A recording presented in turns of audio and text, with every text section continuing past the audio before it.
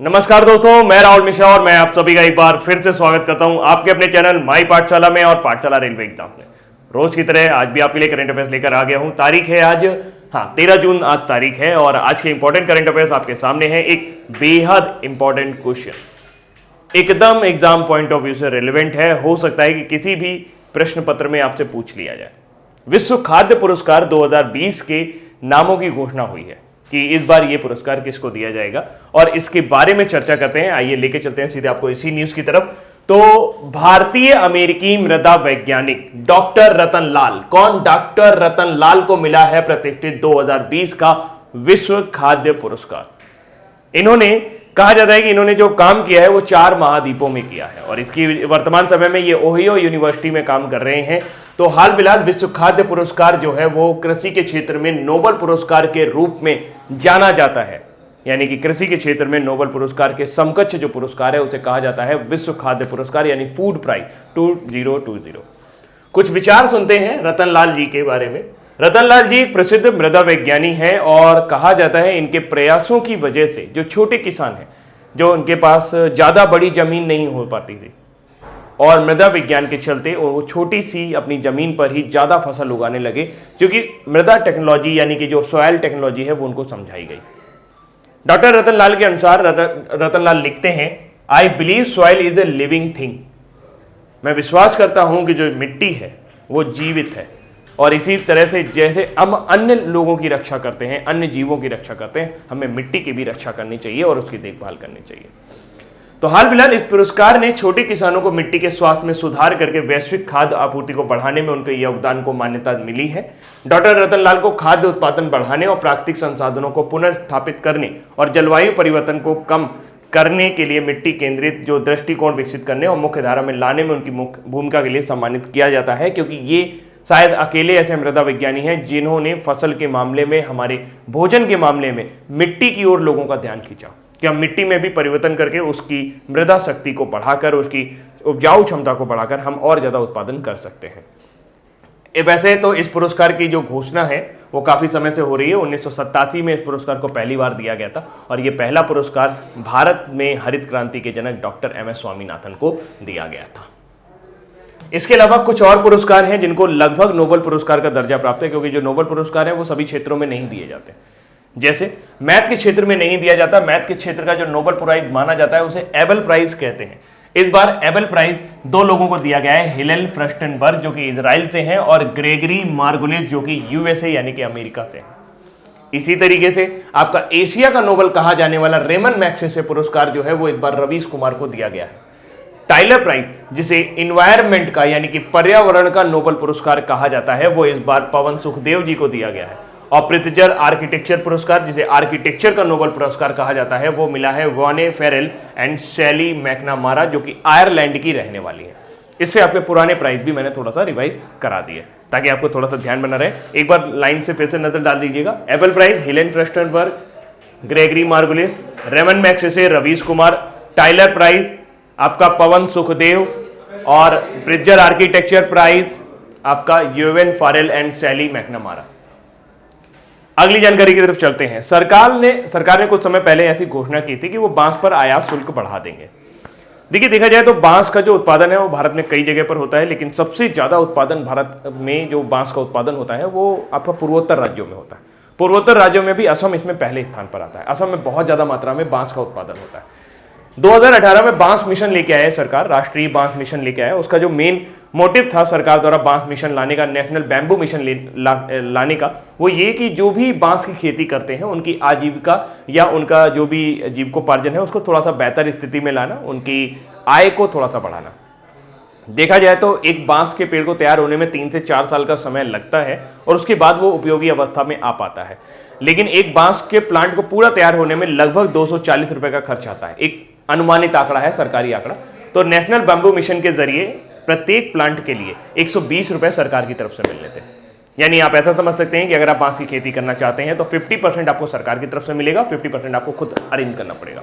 50% में भी 60% जो है वो केंद्र सरकार द्वारा मिलता है और 40% जो है वो राज्य सरकार द्वारा मिलता है।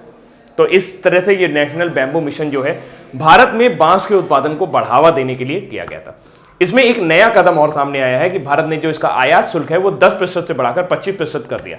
10% से 25% करने का सीधा सा मतलब ये हुआ, आयात का मतलब होता है मंगाना, निर्यात का मतलब होता है भेजना। तो जब आप बांस बाहर से मंगाएंगे तो जिस पर आपको 10% टैक्स पड़ता था, अब उस पर 25% टैक्स पड़ेगा। यानी बांस बाहर से मंगाना महंगा हो गया। अगर बांस बाहर से मंगाना महंगा हो गया है तो जाहिर सी बात है हम क्या करेंगे, हम अपना लोकल दुकानदारों से खरीदना शुरू करेंगे, जिससे भारत में इसके उत्पादन को बढ़ावा मिलेगा। और सीधा सा मतलब यही है कि देश को आत्मनिर्भर बनाने का जो प्रधानमंत्री नरेंद्र मोदी जी ने अभी नारा दिया है, उसी और एक ये कदम बढ़ाया गया है। तो हाल फिलहाल सरकार ने बांस पर आयात शुल्क 10% से बढ़ाकर 25% कर दिया है। इसका मकसद अगरबत्ती निर्माताओं को घरेलू बांस का उपयोग बढ़ाने के लिए प्रोत्साहित करना है। आयात शुल्क बढ़ाए जाने से स्थानीय बांस किसानों को लाभ मिलेगा और साथ ही अगरबत्ती उत्पादन में लगे सूक्ष्म, लघु, मध्यम को भी फायदा होगा, उद्योगों को भी फायदा होगा, क्योंकि पहले केवल बड़े अगरबत्ती विनिर्माता ही कम कीमतों पर बांस का आयात करने में सक्षम थे। आत्मनिर्भर भारत बनाने में के लिए उन्हें घरेलू बांस का उपयोग करने के लिए प्रोत्साहित करना है। तो ये थोड़ी सी न्यूज आपको इसलिए नेशनल बैम्बू मिशन से संबंधित है। नेशनल बैम्बू मिशन 2018 में लाया गया। भारत में बांस का उत्पादन बढ़ाने और उसके ऊपर जो भी डेवलप है, जो भी उसके उद्योग उस पर आधारित है, उसको थोड़ा सा आगे लेके आने के लिए एक और कदम मील का पत्थर साबित होगा। 10% से बढ़ाकर 25% आयात शुल्क कर दिया गया है। अगली जानकारी तक चलते हैं। अगली जानकारी है यूएई मंगल पर अपना पहला मिशन भेजने की तैयारी कर रहा है। यूएई यानी संयुक्त अरब अमीरात अगर ऐसा कर लेता है सफलतापूर्वक, क्योंकि अभी तक सिर्फ भारत ही एक ऐसा देश है जिसने पहले प्रयास में, जी हां, मैं अभी आपको पूरा डेटा दिखाता हूं, पहले प्रयास में ही मंगलयान पहुंचा दिया था 2013 में। चलिए, फिलहाल यूएई यानी संयुक्त अरब अमीरात ने घोषणा की है कि वह 14 जुलाई को अपना होप मार्स मिशन लॉन्च करेगा। ध्यान देने योग्य बात यह है कि इस लॉन्च के साथ ही यूएई मंगल ग्रह पर इस प्रकार का मिशन लॉन्च करने वाला पहला अरब देश बन जाएगा। और यह भी मत है कि सिर्फ यूएई के लिए महत्वपूर्ण नहीं होगा, बल्कि पूरे अरब क्षेत्र के लिए महत्वपूर्ण होगा। साथ में यूएई ने यह भी घोषणा की है कि इस मिशन के सक्सेसफुल हो जाने के बाद जो जानकारी वहां से आएगी वो मैं सार्वजनिक मंच पर उपलब्ध कराऊंगा। ऐसा नहीं है कि मैंने मंगल मिशन छोड़ा है तो जो जानकारी सामने आई तो वो सिर्फ और सिर्फ मैं रखूंगा। तो ये एक बड़ा सराहनीय कदम है यूएई का। वैसे तो अगर देखा जाए तो इस परियोजना की शुरुआत 2014 में हुई थी। फिलहाल इसका जो अंतरिक्षयान जो लॉन्च किया जाएगा वो जापान से लॉन्च किया जाएगा। उल्लेखनीय है कि यूएई के अनुसार इस मिशन से मंगल ग्रह को लेकर जो भी जानकारी प्राप्त होगी वह सार्वजनिक मंच पर उपलब्ध होगी और इसका प्रयोग विभिन्न संस्थाओं द्वारा भविष्य के अध्ययन के लिए किया जा सकेगा। तो हाल फिलहाल मिशन 14 जुलाई को अपनी यात्रा शुरू करेगा और फरवरी 2021 तक मंगल ग्रह पहुंच जाएगा, ऐसी जानकारी है। तो यूएई मंगल मिशन लॉन्च करने जा रहा है। लेकिन अभी तक जितने भी मंगल मिशन हुए हैं, आइए 2 मिनट में उनके इतिहास पर नजर डालते हैं। ऐसा पहला मौका नहीं है कि जब किसी ने मंगल ग्रह पर शुरुआत की। मंगल ग्रह पर जाने की शुरुआत हुई थी 10 अक्टूबर 1960 को, जब एक फ्लाई बाई मिशन मतलब मंगल के पास से गुजरने वाला एक मिशन लॉन्च किया गया, ताकि जो रॉकेट है, जो यान है, वो मंगल के पास से गुजर कर आएगा। और ये फेल्ड हो गया था क्योंकि लॉन्च फेलियर हुआ था इसमें, और ये सोवियत यूनियन द्वारा पहला प्रयास किया गया था। पहला सक्सेसफुल जो मिशन रहा वो मारिनर या मैरिनर भी आप इसे कह सकते हैं। 28 नवंबर 1964 को नासा यानी यूनाइटेड स्टेट ने एक फ्लाई बाई मिशन भेजा था। फ्लाई बाई मिशन का मतलब दूर से छू के, मतलब ऐसे पारा छू के वापस आ जाना, मतलब घूम फिर के वापस आ जाना। और ये पहला फ्लाई बाई मिशन था मंगल ग्रह पर जो सफल हुआ। 15 जुलाई 1965 को ये पहुंचा। 28 नवंबर 1964 को लॉन्च किया गया मैरिनर। ध्यान रखिएगा, मैरिनर 4 जो था ये पहला मिशन था जो मंगल ग्रह के पास तक पहुंचा नासा द्वारा। नासा ने भी इससे पहले प्रयास किया लेकिन वो फेल हो गया था 1964 को, 5 नवंबर 1964 को। फिर उन्होंने 28 नवंबर 1964 को एक और मिशन भेजा, वो सफल हो गया था। इसके बाद और हुए, पहला जो लैंडर था मार्स में, यानी कि मंगल ग्रह पर जो पहली बार किसी ने लैंड कराया वो सोवियत यूनियन ने लैंड कराया था। पहला लैंडर मिशन जो था वो सक्सेसफुल रहा 28 मई 1971 को, और इसका नाम था मिशन का मार्स 3 लैंडर। तत्पश्चात पहला ऑर्बिटर मार्स ये नासा ने शुरू किया था। ऑर्बिटर का मतलब होता है एक ऐसा सैटेलाइट छोड़ देना जो मंगल के चारों ओर चक्कर लगाता रहे। तो इस तरीके से मैरिनर 9 मिशन जो था ये 30 मई 1971 को पहला ऑर्बिटर मिशन था जो लॉन्च किया गया। इसके बाद पहला ये मतलब ये मील का पत्थर साबित हुआ। इसके वजह से हमें मंगल ग्रह के बारे में बहुत सारी जानकारी मिली। इसके अलावा एक रोवर मिशन था। रोवर मिशन का होता है मंगल पर लैंड कराकर उसको रोर कराना। तो ये सोजोर्नर मिशन था, ये नासा द्वारा लॉन्च किया गया था 4 दिसंबर 1996 को, और फिर ये आपका 84 दिन बाद ये खत्म हो गया। 84 दिन तक इसने ऑपरेट किया, सक्सेसफुल रहा था पहला रोवर मिशन। तो अब ऐसा करते हैं, थोड़ा सा कंपाइल करते हैं। पहला लैंडर मिशन, पहला फ्लाई बाई मिशन, यानी कि जो मंगल के ग्रह के पास तक पहुंचा, नासा द्वारा 28 नवंबर 1964 को मैरिनर 4। पहला लैंडर मिशन सक्सेसफुल 28 मई 1971 को, जब पहली बार मंगल को किसी ने छुआ। नाम था मार्स 3, सोवियत यूनियन द्वारा यानी कि सोवियत संघ द्वारा भेजा गया। उसके बाद पहला ऑर्बिटर मिशन 30 मई 1971 को सक्सेसफुल हुआ, मैरिनर 9, 30 मई 1971 को, और यह पहुंचा था 14 नवंबर 1971 को। उसके बाद आपका सोजर्नर यानी कि पहला रोवर मिशन भेजा गया 4 दिसंबर 1996 को, जो पहला रोवर अनदर प्लेनेट पे यानी किसी दूसरे ग्रह पर पहली बार किसी रोबोट को चलाया गया था मंगल ग्रह पर। भारत की तरफ से यह कोशिश पहली बार ही की गई थी 5 नवंबर 2013 को, और यह मिशन हमारा 24 सितंबर 2014 को मंगल पर पहुंचा था। यह एक ऑर्बिटर मिशन था जो अभी तक हमारे लिए डेटा जुटा रहा है और डेटा में पहुंचा रहा है। तो हाल फिलहाल भारत का जरूर याद रखिएगा 5 नवंबर 2013 को। ये रहे मंगल मिशन से जुड़ी हुई जानकारी। क्योंकि संयुक्त अरब अमीरात की बात हुई तो संयुक्त अरब अमीरात हाल ही में चर्चा में क्यों रहा? नया नेचुरल गैस रिजर्व मिला है अभी हाल ही में, जो 80 ट्रिलियन क्यूबिक फीट का है यूएई में। यूएई जो है ये पहला graduate level artificial intelligence university बनाने वाला है। विश्व में पहली आर्टिफिशियल इंटेलिजेंस यूनिवर्सिटी होगी जो आर्टिफिशियल इंटेलिजेंस में आपको ग्रेजुएशन करवाएगी। अबू धाबी को अभी हाल ही में वर्ल्ड का लीडिंग स्पोर्ट टूरिज्म डेस्टिनेशन चुना गया है WTA अवार्ड वाला, यानी कि वर्ल्ड ट्रैवलिंग अवार्ड द्वारा। अगर आप खेल के नाम से टूरिज्म करना चाहते हैं या खेल के दुनिया में टूरिज्म करना चाहते हैं तो आपके लिए अबू धाबी सबसे बढ़िया डेस्टिनेशन रहेगा वर्ल्ड ट्रैवल अवार्ड के मुताबिक। इसके अलावा विश्व का सबसे पुराना मोती जो है अभी हाल ही में अबू धाबी में आइसलैंड यानी अबू धाबी द्वीप में देखा गया है, यानी कि विश्व का सबसे पुराना जो नेचुरल पर्ल है यानी कि प्राकृतिक मोती है वो अभी अबू धाबी में देखा गया था, अबू धाबी में मिला था। तो ये कुछ चर्चाएं थी संयुक्त अरब अमीरात के बारे में। संयुक्त अरब अमीरात की राजधानी अबू धाबी, डायलिंग कोड +971, क्षेत्रफल है 83,600 किलोमीटर स्क्वायर, मुद्रा चलती है दिरहम, जनसंख्या है 9.631 मिलियन। आप ऐसा देख सकते हैं 1 मिलियन में 10 लाख होते हैं तो 9.631 मिलियन में कितने लाख हो गए। तो राष्ट्रपति जो है वो खलीफा बिन जायद अल नहयान है। और ये रहा यूएई, इधर ओमान की खाड़ी है और इधर फारस की खाड़ी है, बीच में आपको संयुक्त अरब अमीरात मिल जाएगा। इधर आपको ओमान दिखेगा, इधर आपको कतर दिख जाएगा, नीचे आपको सऊदी अरब यहाँ पे मिलेगा। तो ये संयुक्त अरब अमीरात है। अगली जानकारी की तरफ चलते हैं। कैथी सुल्विन, अंतरिक्ष यात्री कैथी सुल्विन अब समुद्र की सतह से लगभग 7 मील नीचे चैलेंजर द्वीप तक पहुंचने वाली पहली महिला बन गई है। अंतरिक्ष में चलने वाली पहली महिला का जो खिताब है वो भी इन्हीं के नाम है, कैथी सुल्विन के नाम। डॉक्टर सुल्विन को अंतरिक्ष में चलने और समुद्र के सबसे गहरे बिंदु तक उतरने का पहला व्यक्ति माना जाता है। चैलेंजर द्वीप दुनिया में समुद्र का सबसे गहरा बिंदु है। अब आप कहेंगे सर सबसे गहरा तो मेरियाना गर्त है। सबसे गहरा स्थान मेरियाना गर्त है और मेरियाना गर्त में भी एक ऐसा पॉइंट है जो सबसे निचला बिंदु है। इसकी दूरी अभी तक नापी नहीं गई है, इसकी गहराई जो है वो अभी तक नापी नहीं गई है। ऐसा माना जाता है कि 11,000 मीटर तक इसकी गहराई है। मतलब ये अंतरिक्ष में भी गई कैथी सुल्विन, सबसे पहले स्पेस वॉक भी इन्होंने किया, और ये आपकी समुद्र में सबसे गहराई पर भी गई, यानी सबसे ऊपर भी गई और सबसे गहराई पे भी गई। तो ये पहली ऐसी व्यक्ति हैं जिन्होंने दोनों, यानी कि ये एस्ट्रोनॉट भी रही और ओशिनोग्राफ भी रही। तो ये पूरी तरीके से कैथी सुल्विन, इनका नाम याद रखने लायक है।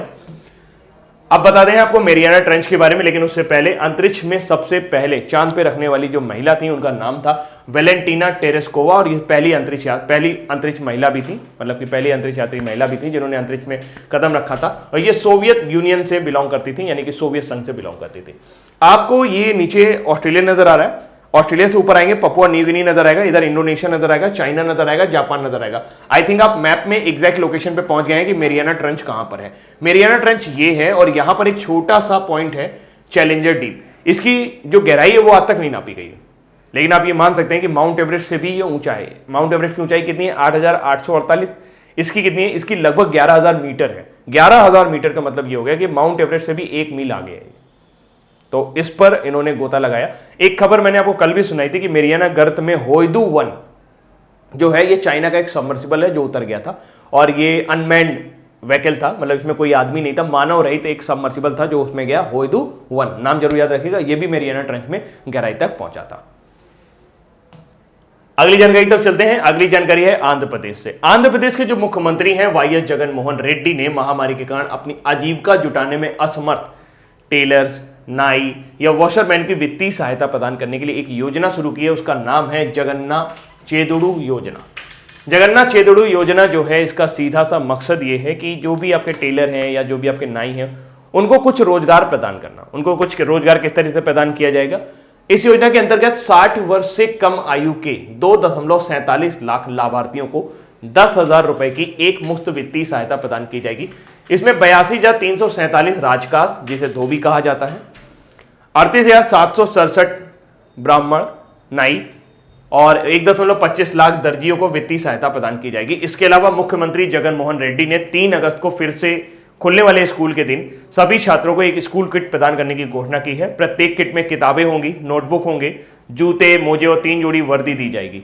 राज्य सरकार ने इसके लिए 40 लाख छात्रों को के लिए वर्दी बनाने का ऑर्डर दिया है और ये ऑर्डर जो है इनको इसी तरीके से मिलेगा। एक तरह से मतलब कि सरकार सहायता कर रही है, उनको काम भी दे रही है, साथ में 10,000 रुपये वित्तीय सहायता भी दे रही है और इसका जो नाम है वो है जगन्ना चेदुडू योजना।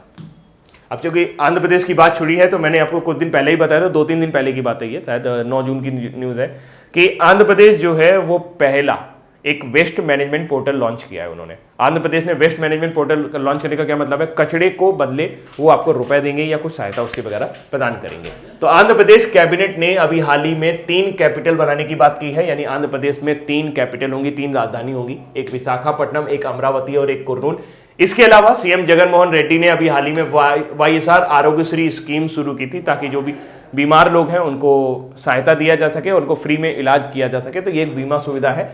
आंध्र प्रदेश के सीएम ने अभी हाल ही में 6,318 करोड़ की जगन्ना अम्मा वोडी योजना शुरू की है। ये उन महिलाओं के लिए है जिनके बच्चे स्कूल जाते हैं और वो स्कूल का खर्च वहन करने में असमर्थ है।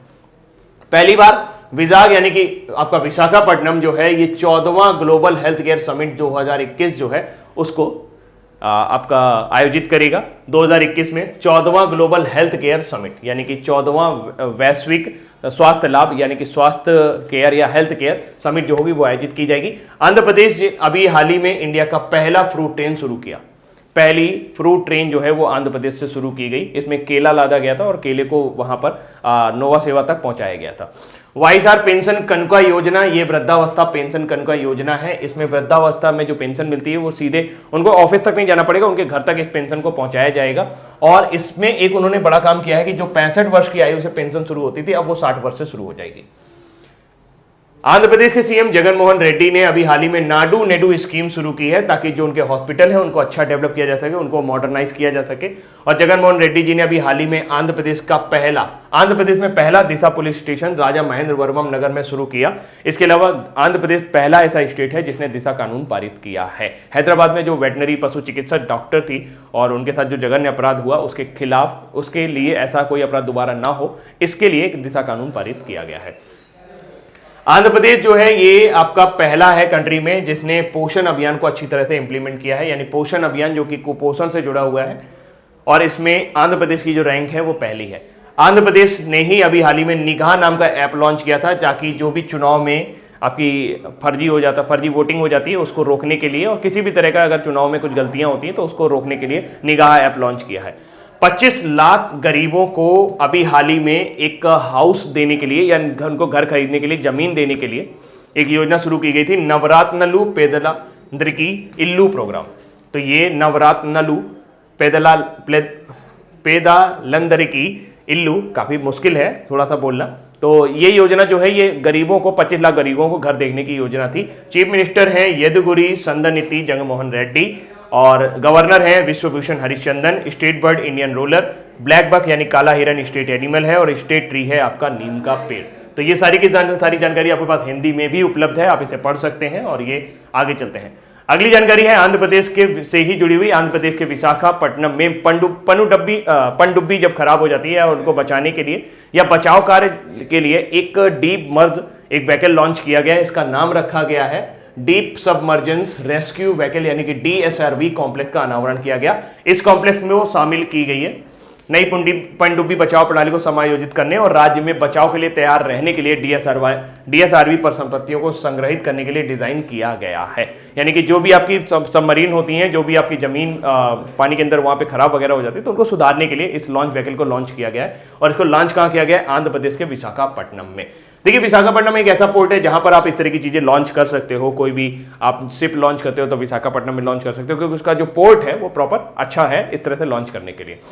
अगली जानकारी है 3, विज्ञान और प्रौद्योगिकी विभाग यानी कि department of science and technology. Bharat सरकार के 3 संस्थानों ने नेचर इंडेक्स 2020 में स्थान पाया है। नेचर इंडेक्स में उन लोगों को स्थान मिलता है, उन संस्थानों को स्थान मिलता है जो प्रकृति विज्ञान में आपका बायोलॉजी भी आता है, आपका जूलॉजी भी आता है, आपका एनवायरमेंट भी आता है, सभी कुछ इसके अंदर आ जाता है। यानी कि प्रकृति का पूरा अध्ययन करने का जो विज्ञान है उसके अंतर्गत आता है। अगर प्रकृति विज्ञान से जुड़ी हुई कोई नई खोज की जाती है, कोई नया संसाधन बनाया जाता है, तो उसमें अच्छे प्रयास के लिए इन यूनिवर्सिटीज को या इन संस्थानों को थोड़ा मान्यता दी जाती है, इन संस्थानों को पुरस्कार दिए जाते हैं। तो हाल फिलहाल वार्षिक सरणी में उन संस्थानों और देशों पर प्रकाश डालती है जिन्होंने 2019 में प्राकृतिक विज्ञान में उच्च गुणवत्ता वाले अनुसंधान को प्रकृति सूचकांक द्वारा ट्रैक किया था। 3 संस्थानों की सूची में हमारे जो आए हैं वो 30 यानी कि जो शुरू के 30 संस्थान है उनमें से एक में आए हैं। एक है IACS यानी कि Indian association for the cultivation of science, Kolkata, इसका 7वां स्थान रहा है। JNCASR यानी कि Jawaharlal Nehru centre for advance scientific research, Bangalore, इसका 14वां स्थान रहा है। कोलकाता का S N Bose national centre for basic science, इसका 30वां स्थान रहा है। यानी कि टॉप पर रहा है Indian association for cultivation of science. अब आपसे ये पूछा जा सकता है कि ये इंस्टीट्यूट कहाँ है? कोलकाता में है। इतना जरूर याद रखिएगा। इसका जो स्थान मिला है 7वां। सूची में शामिल अन्य भारतीय संस्थान है 160वें स्थान पर आया है वैज्ञानिक और औद्योगिक अनुसंधान परिषद CSIR, और भारतीय विज्ञान संस्थान ISC बेंगलोर 184वें स्थान पर इसमें आया है। तो फिलहाल 3 विश्वविद्यालय हैं, 3 संस्थान ऐसे हैं जिनको नेचर साइंस इंडेक्स में स्थान मिला है शीर्ष 30 में। एक है Indian association for cultivation of science, Kolkata. जितने बार मैं बोल रहा हूं उतने बार आप भी ध्यान से पढ़ें, तो आपको बाद में याद करने की जरूरत नहीं पड़ेगी। JNCASR यानी Jawaharlal Nehru centre for advance scientific research, Bangalore 14 number पर, और कोलकाता का S N Bose national centre for basic science 30वें नंबर पर। अगली जानकारी है भारतीय संगीतकार और ऑस्ट्रेलिया की कलाकृति संगीत संगठन की संस्थापक शोभा शेखर को medal of the order of Australia से सम्मानित किया जाएगा। Medal of the order of Australia Australia में समुदाय या वैश्विक अथवा घरेलू स्तर पर उत्कृष्ट योगदान करने वाले व्यक्तियों को प्रदान किया जाता है जो किसी विधा को आगे लेकर आते हैं। तो फिलहाल ये पुरस्कार मिला है शोभा शेखर जी कलाकृति संगीत संगठन के संस्थापक हैं। उन्हें ऑस्ट्रेलिया का medal of the order of Australia से सम्मानित किया गया है। इससे पहले अगर आपको याद हो तो ऑस्ट्रेलिया का जो सर्वोच्च सम्मान दिया गया था, सर्वोच्च नागरिक सम्मान अभी दिया गया था, वो बायोकॉन की MD किरण मजूमदार शाह को दिया गया था। अगली जानकारी है उत्तराखंड ने अपने राज्य का सबसे बड़ा जैव विविधता वाला पार्क खोला है। इस जैव विविधता वाले पार्क में कई सारी जड़ी बूटियों के बारे में बताया गया है, कई सारे ऐसे जैव विविधता वनस्पतियों के बारे में बताया गया है, ताकि जो आप है आपको जो है उनके बारे में थोड़ा सा ज्ञान प्राप्त हो सके और आप उनके बारे में कई सारी चीजें जान सकें। तो उत्तराखंड का खुद का सबसे बड़ा जैव विविधता पार्क कहाँ खोला गया है? वो हल्द्वानी में खोला गया। यहाँ पर एक बड़ा चीज आता है कि वन अनुसंधान संस्थान कहाँ पर है, ध्यान रखिएगा। और शायद इसी चीज को बताने के लिए मैंने ये न्यूज रखी है, अदरवाइज ये बहुत ज्यादा इंपॉर्टेंट नहीं है, क्योंकि यहाँ पर देश का सबसे बड़ा जैव विविधता पार्क नहीं है, ये उत्तराखंड का जैव विविधता सबसे बड़ा जैव विविधता पार्क है जो कि हल्द्वानी में खोला गया, और इसके लिए 5 साल से काफी ज्यादा मेहनत भी की जा रही थी। तो देश का वन अनुसंधान संस्थान जो है वो आपका देहरादून में स्थित है, जबकि देश का सबसे बड़ा जैव विविधता पार्क जो है वो है यमुना जैव विविधता पार्क, जिसमें 9770 हेक्टेयर भूमि पर यह फैला हुआ है, और ये आपको नई दिल्ली में देखने को मिलेगा, जहां पर आपको कई अलग अलग तरह की जैव वनस्पति देखने को मिलेगी। जैव विविधता का मतलब होता है अलग अलग तरीके का फ्लोरा एंड फौना, अलग अलग तरह के जीव जंतु मिलना, अलग अलग तरह के मतलब कई सारे प्रकार के विभिन्न प्रकार के जीव जंतुओं का एक जगह पर इकट्ठा हो जाना, विभिन्न प्रकार की वनस्पतियों का एक जगह से इकट्ठा हो जाना। क्यों? क्योंकि हमारी जलवायु इस चीज को सपोर्ट नहीं करती। हमारी जलवायु किस चीज को सपोर्ट करती है? जिस तरह की जलवायु होगी वहां पर उसी तरह के पेड़ पौधे जमेंगे। ऐसा बहुत कम जगह होता है जहां पर कई तरह के पेड़ पौधे एक साथ जम जाए या कई तरह की वनस्पतियां एक साथ उपस्थित हो जाए, तो इसे कहा जाता है बायोडाइवर्सिटी। तो जो आपका जैव विविधता है, हाल फिलहाल उत्तराखंड का सबसे बड़ा जैव विविधता पार्क जो है वो हल्द्वानी में अभी खोला गया है, जहां पर उत्तराखंड के वन अनुसंधान विंग जैव विविधता पार्क 18 एकड़ में फैला हुआ है और इसमें लगभग 500 प्रजातियों के साथ 40 विषयगत खंड बनाए गए हैं। अगली जानकारी है, स्वतंत्रता सेनानियों के कल्याण के लिए एक समिति का गठन किया गया है ताकि जो स्वतंत्रता सेनानी है उनको प्रॉपर तरीके से पेंशन वगैरह मिलती रहे। और ये समिति का गठन है, सिर्फ एक लाइन आपको याद रखनी है कि इस समिति का गठन किसकी अध्यक्षता में किया गया है। इस समिति का जो गठन है वो गृह मंत्रालय के जो राज्य मंत्री हैं जी किशन रेड्डी जी के अध्यक्षता में किया गया है। इस पैनल में रेड्डी के अलावा गुजरात के पूर्व कांग्रेस विधायक दिनाकर भाई देसाई भी शामिल हैं, जिन्होंने 1942 में भारत छोड़ो आंदोलन में हिस्सा लिया था। और इसके अलावा 9 प्रख्यात स्वतंत्रता सेनानी भी इसके सदस्य बनाए गए हैं। जी किशन रेड्डी की बात करें तो भारत के गृह राज्य मंत्री हैं। वर्तमान में भारत के गृह मंत्री कौन है? अमित शाह हैं। भारतीय जनता पार्टी से बिलोंग करते हैं। 15 जून 1964 को इनका जन्म हुआ था और सिकंदराबाद से लोकसभा के सांसद हैं। अगली जानकारी है, गुजरात के गिरवन में एशियाई शेरों की आबादी में लगभग 29% की वृद्धि हो गई है। 2015 में आखिरी गिनती के समय गिर के जंगलों में शेरों की तादाद 523 थी, वहीं अब बढ़कर 674 हो गए हैं, जिसमें 260 मादा हैं, 161 नर हैं, 93 उपवयस्क हैं और 137 शावक हैं। शेरों की आबादी की गिनती गुजरात के राज्य वन विभाग के हर 5 साल पर की जाती है। जारी आंकड़े के अनुसार राज्य में एशियाई शेरों के प्रवास क्षेत्रफल में 36% की वृद्धि हुई है। वर्तमान में राज्य में एशियाई शेरों का प्रवास क्षेत्रफल 2015 के 22,000 वर्ग किलोमीटर से बढ़कर 30,000 वर्ग किलोमीटर तक पहुंच गया है। तो 29% की वृद्धि हो गई है। अब हमारे पास जो एशियाई लायन है गुजरात के अंदर वो कितने हैं? 674 है। और अगली बारी न्यूज फटाफट की, अभी हाल ही में 12 जून को world day against of child labour मनाया गया। तो जैसे कि आप सभी को शायद अंदाजा हो कि इंटरनेशनल लेबर ऑर्गेनाइजेशन की यानी कि अंतर्राष्ट्रीय श्रम संगठन के मुताबिक भारत दूसरे नंबर पर आता है जहां पर बाल श्रम पाया जाता है। यानी कि हमारे यहाँ जो बाल मजदूरी करने वाले बच्चे हैं वो विश्व में दूसरे नंबर पर हैं। कहा जाता है पूरे विश्व के 12% बच्चे हमारे देश में बाल मजदूरी करते हैं, जबकि हमारे यहाँ 14 साल तक की उम्र तक के बच्चे को शिक्षा का अधिकार प्राप्त है। ये उनका मौलिक अधिकार है और शिक्षा का अधिकार अगर नहीं मिलता है तो उसे बाल श्रम ही माना जाता है। उन्हें शिक्षा नहीं मिलती तो बाल श्रम ही माना जाता है। इसके बारे में जागरूकता फैलाने के लिए विश्व में सर्वाधिक बाल मजदूर जो हैं वो अफ्रीका में पाए जाते हैं और इसके बारे में जागरूकता फैलाने के लिए हर साल 12 जून को international world day against child labour मनाया जाता है, जबकि विश्व श्रम दिवस हम हर साल 1 मई को मनाते हैं। अंतर्राष्ट्रीय श्रम संगठन द्वारा इस दिवस को मनाया गया। 2002 में इसको पहली बार बनाया गया था वर्ल्ड लेबर ऑर्गेनाइजेशन द्वारा। तो वर्ल्ड लेबर अगेंस्ट डे जो है ये पहली बार आपका 2002 में सामने आया था।